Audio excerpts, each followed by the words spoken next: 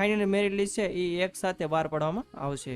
હવે final merit list બહાર પડી ગયા પછી જો કોઈને ફોર્મ ભર્યું હોય ત્યારે ચોઇસ ફિલિંગ કરવાનું રહી ગયું હોય અથવા ચોઇસ ફિલિંગ કરી હોય પરંતુ એની અંદર એને હજી કઈ અપડેટ કરવું હોય અથવા કોઈ નવી આઈટીઆઈ કે કોર્સ ઉમેરવા હોય અથવા એને આઈટીઆઈ અને કોર્સ જે સિલેક્ટ કર્યા છે એમાં કઈ ફેરફાર કરવું હોય તો એની તારીખ લખેલી છે કે પ્રવેશના પ્રથમ રાઉન્ડ માટે ચોઇસ ફિલિંગમાં સુધારા કરવાની તારીખ 2/7 એટલે કે 2 જુલાઈ થી 6 જુલાઈ સુધી તમારે ચોઇસ ફિલિંગમાં જો કઈ ફેરફાર કરવો હોય તો તમે કરી શકશો।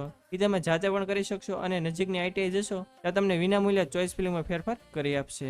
હવે આ ચોઇસ ફિલિંગમાં સુધારા વધારો પૂરો થઈ જાય પછી પ્રથમ રાઉન્ડનું પરિણામ 10 જુલાઈએ આવશે એટલે કે તમને 10 જુલાઈ ખ્યાલ આવી જશે કે તમને કઈ આઈટીઆઈ અને કયા કોર્સમાં એડમિશન મળે છે।